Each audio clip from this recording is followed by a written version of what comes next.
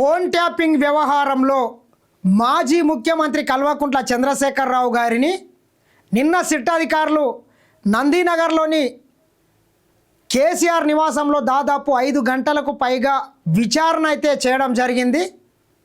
మరి ఈ సందర్భంగా సిట్ అధికారులు కల్వకుంట్ల చంద్రశేఖరరావు గారిని పలు అంశాల మీద లోతైనటువంటి విచారణ చేయడం జరిగింది. మరి ముఖ్యంగా ఈ ఫోన్ ట్యాపింగ్ వ్యవహారంలో ఇప్పటికే విచారించినటువంటి కేటీఆర్ కావచ్చు, హరీష్ రావు కావచ్చు, సంతోష్ రావు కావచ్చు, అదేవిధంగా ప్రభాకర్ రావు కావచ్చు, వీళ్ళందరి వాంగ్మూలం ఆధారంగా వాళ్ళు ఇచ్చినటువంటి స్టేట్మెంట్లను అన్నింటినీ పరిశీలించి సుదీర్ఘంగా అయితే మాజీ ముఖ్యమంత్రి కేసీఆర్ గారిని అయితే సిట్ అధికారులు విచారించడం జరిగింది. మరి దీని మీద కొంతమంది రకరకాలుగా డ్రామాలు వేయించే ప్రయత్నం కూడా చేసిండ్రు. కానీ మరి మిత్రులారా, గత 10 ఏళ్ళ అధికారంలో ఉన్నటువంటి కల్వకుంట్ల చంద్రశేఖరరావు గారు ఇక ఈ రాష్ట్రానికి, ఈ దేశానికి నేనే మంత్రిని, నేనే రాజుని అనే విధంగా నిజాం నిరంకుశ పాలన కన్నా ఎక్కువ ఆనాడైతే వీళ్ళు ప్రవర్తించడం జరిగింది. 1 కాదు 2 కాదు మిత్రులారా, దాదాపు 6,000కు పైగా ఫోన్లనైతే వీళ్ళు ట్యాప్ చేసినట్లు అధికారులు స్పష్టమైనటువంటి ఆధారాలతోనైతే విచారించడం జరిగింది. ఒక్కసారి మనం చూసుకున్నట్లయితే ఆ పెద్దాయన సుప్రీం మీరేనా, రాజకీయ ప్రయోజనాల కోసమే ట్యాపింగ్ జరిగిందా,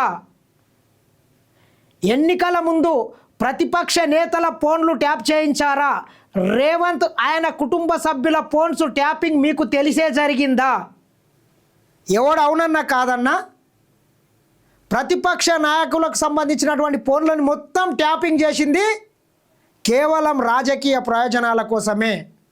రాజకీయాల్లో మాకు ఎవడు అడ్డుండొద్దు, ఇంకా 30 ఏళ్ళు అయినా మేమే అధికారులకు ఉండాలి, ఇంకొక 100 ఏళ్ళు మేమే పరిపాలించాలనేటటువంటి ధోరణితోని ప్రతిపక్ష నాయకులకు సంబంధించినటువంటి మొత్తం ఫోన్లు ట్యాప్ చేయించారు.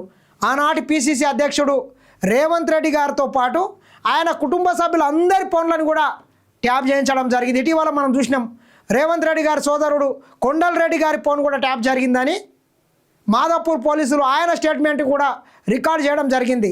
ఇట్లా దుబ్బాక కావచ్చు, హుజూరాబాద్ కావచ్చు, నాగార్జున సాగర్ కావచ్చు, మునుగోడు కావచ్చు, ఎక్కడ ఉప ఎన్నిక వస్తే ఆ ఉప ఎన్నికలకు సంబంధించినటువంటి మొత్తం ప్రతిపక్షాల ఫోన్లను ట్యాప్ చేయించి వాళ్ళ రాజకీయ వ్యూహాలు తెలుసుకొని ఏ రకంగా ముందుకు వెళ్ళాలి అనేటటువంటి విషయాలను అన్నిటినీ కూడా ఈ దొంగలు, ఈ ప్రభాకర్ రావు కావచ్చు, ఇంకో రావు వీళ్ళందరూ కలిసి ఫోన్లను మొత్తం ట్యాప్ చేసి ఆ సమాచారాన్ని మొత్తం కల్వకుంట్ల చంద్రశేఖరరావు గారికి రాజకీయంగా ఉపయోగపడడానికి వీళ్ళు మొత్తం చేరవేసినని మాత్రం చెప్పొచ్చు. రిటైర్మెంట్ అయినటువంటి ప్రభాకర్ రావు అనేటటువంటి ఒక దొంగని తీసుకొని వచ్చి ఒక అత్యున్నతమైనటువంటి ఇంటెలిజెన్స్ చీఫ్ హోదా కలిగించి ఇట్లా మొత్తం అవినీతి అక్రమాలకు పాల్గొన్నారు. వీళ్ళు 1 కాదు 2 కాదు చెప్పుకుంటూ పోతే ఇంకా చాలా ఉన్నాయి. ఇంత జరుగుతుంటే మిత్రులారా, నిన్న పెద్ద డ్రామాలు వేసే ప్రయత్నం చేస్తున్నారు. ఎర్రవెల్లి ఫామ్ హౌస్ నుండి నందీనగర్ వరకు ఏదో ఈ దేశానికి, ఈ తెలంగాణ రాష్ట్రానికి ఒలింపిక్ మెడల్ కొట్టిన వ్యక్తి కన్నా, వరల్డ్ కప్ గెలిచిన వ్యక్తి కన్నా ఎక్కువగా, నోబెల్ శాంతి బహుమతి పొందినటువంటి వ్యక్తి కన్నా ఎక్కువగా అక్కడి నుంచి ఇక్కడ పెద్ద ఎత్తున ర్యాలీలు, డ్రామాలు, జులూసులు, ఈ ఓవర్ యాక్టింగ్ మొత్తం పేడ్ బ్యాచ్ని పెట్టి డ్రామాలు వేసే ప్రయత్నం చేస్తున్నారు. చేసిన అన్ని లంగపని చేసి ఇట్లా మొత్తం ఓవర్ యాక్టింగ్ చేయించే ప్రయత్నం చేస్తున్నారు. ఎందుకు అవసరం? పెద్ద ఆయన ఏదో అవమానపరిచిండ్రట, ఏదో ఆత్మగౌరవాన్ని దెబ్బతీసిండ్రట. మీకొక్కనికి ఆత్మగౌరవం ఉంటుందా? ఈ తెలంగాణ రాష్ట్రం కోసం మిత్రులారా తన జీవితాన్ని మొత్తం దారపోసి తన కుటుంబాన్ని కూడా పక్కన పెట్టి వెన్నులో గుండ్లు, తుపాకీ తూటలకు ఎదురొడ్డి కొట్లాడినటువంటి గద్దరన్నని ఇదే దూర కల్వకుంట్ల చంద్రశేఖరరావు గారు ఎర్రటెండల 3 గంటలు తన గడి ప్రగతి భవన్ ముందు కూర్చోబెట్టినప్పుడు ఆత్మగౌరవం ఏమైపోయింది? కోదండరాం సారు గారి ఇంటి తలుపు గేట్లను బద్దలు కొట్టి ఆయనను అరెస్ట్ చేసినప్పుడు తెలంగాణ ఆత్మగౌరవం ఏమైపోయింది మిత్రులారా? 2018 ఎన్నికలకు ముందు ఆనాడు రేవంత్ రెడ్డి గారిని కొడంగల్లో తన ఇంటి గేట్ని కూడా బద్దలు కొట్టి ఆయనను అరెస్ట్ చేసి అక్రమంగా ఆ రోజు కొడంగల్లో ఎన్నికలు నిర్వహించిన రోజు ఆత్మగౌరవం ఏమైపోయింది? అంటే మీకొక్కరికి ఆత్మగౌరవం ఉంటుంది, ఇక ఎవరికి ఉండదు. 4.5 కోట్ల తెలంగాణ ప్రజల ఆత్మగౌరవం కన్నా మీ నలుగురు ఆత్మగౌరవం చాలా గొప్పది. సిగ్గుశరం లేకుండా ఫోన్లు ట్యాప్ చేసించి రహస్యంగా మొగడు పెండ్లాలు మాట్లాడుకున్నటువంటి మాటలు నిన్నదే కాకుండా నీ సొంత ఇంటి అల్లుని ఫోన్ కూడా ట్యాప్ చేసి కవితమ్మ అదేవిధంగా వాళ్ళ భర్త ఏం మాట్లాడుకున్నారో కూడా వినినటువంటి దౌర్భాగ్యులు మీరు. మళ్ళీ ఈరోజు ఆత్మగౌరవం గురించి ఇంకో దాని గురించి పెద్ద పెద్ద మాటలు మాట్లాడుతున్నారు. ప్రభాకర్ రావు టీంతో మీరు ఎప్పుడైనా నేరుగా మాట్లాడారా? ఇజ్రాయెల్ నుంచి తెప్పించిన సాఫ్ట్వేర్ కోసం బీఆర్ఎస్ అకౌంట్ నుంచి డబ్బులు వెళ్ళాయా?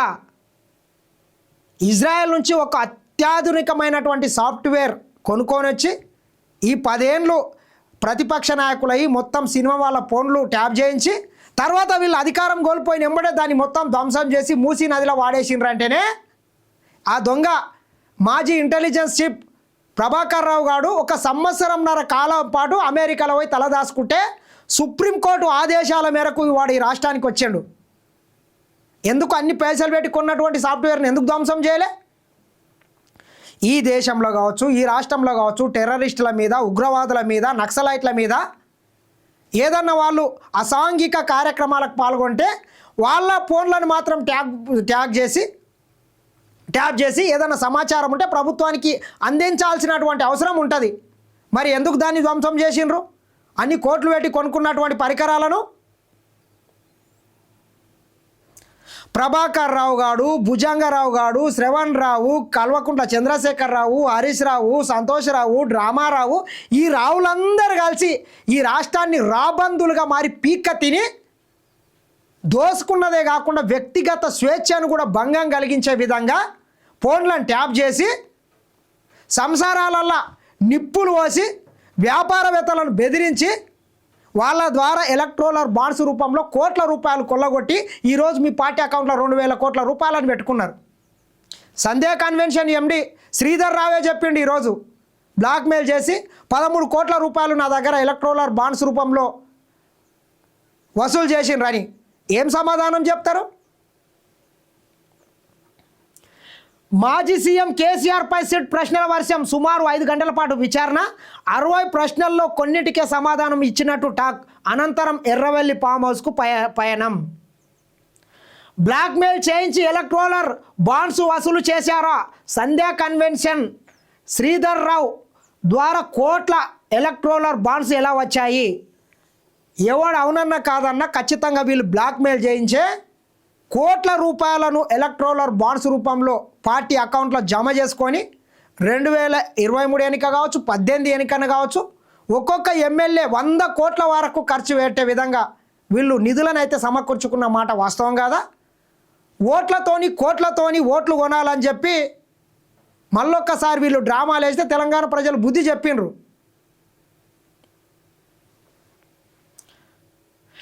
రాష్ట్ర వ్యాప్తంగా బీఆర్ఎస్ ఆందోళనలు, రేవంత్ దిష్టిబొమ్మ దహనం, తెలంగాణ భవన్ వద్ద ఉద్రిక్తతనట.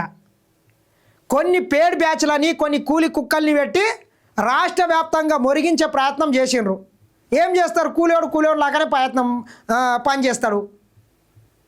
పెళ్లికోయినా సావుకోయినా ఇంటివాడు పోవాలని చెప్తారు. ఇట్లా కూలీలను పెడితే ఏం చేస్తున్నారు మిత్రులారా? మీరు ఒక్కసారి చూడండి. కూలీలను పెడితే వాళ్ళు కూలీల లాగానే పని చేస్తారు. పేడ్ బ్యాచ్ ఎట్లుంటుంది అంటే చూడండి ఒక్కసారి.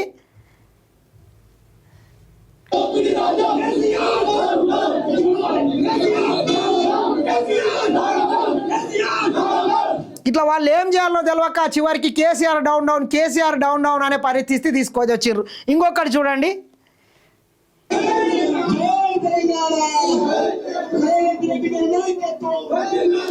ఇట్లా రేవంత్ రెడ్డి గారి నాయకత్వం వర్ధిల్లాలని ఈ కూలీలంతా పాపం వాళ్ళు సరిగా చెప్పనట్లున్నారు, సరిగా ట్రైనింగ్ ఇవ్వనట్లున్నారు. ఇట్లా అక్కడిక్కడ పోయి ఏం చేసినా కేసీఆర్ గారి మీదకే తీసుకొచ్చే ప్రయత్నం చేస్తున్నారు. ఇట్లా కూలీలను పెట్టి రాష్ట్ర వ్యాప్తంగా నిన్న డ్రామాలు వేసే ప్రయత్నం చేసింది ఈ డ్రామా బ్యాచ్. కాబట్టి రామయ్య, నువ్వు డ్రామాలు బంద్ చేస్తే బాగుంటుంది. డ్రామాలు చాలా అయినా ఇప్పటికే.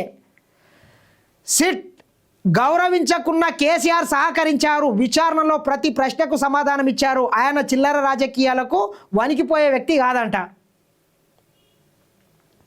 ఇట్లా మొత్తం డ్రామాలు వేసే ప్రయత్నం చేస్తున్నారు. కాబట్టి మీరు ఎన్ని డ్రామాలు వేసినా చేసింది తప్పు. కాబట్టి ఇకనైనా ఈ తప్పుని ముక్కు నేలకు రాసి తప్పైన దాన్ని క్షమిస్తే తెలంగాణ సమాజం క్షమిస్తుంది. కానీ ఇంకొకసారి డ్రామాలు చేసి మేకపోతు గాంభీర్యం ప్రదర్శించే కార్యక్రమాలను ఈ డ్రామాలను మొత్తం కట్టిపెడితే బాగుంటుందని మరొకసారి డ్రామారావు కుటుంబాన్ని హెచ్చరిస్తున్నా. చూస్తూనే ఉండండి SN TV.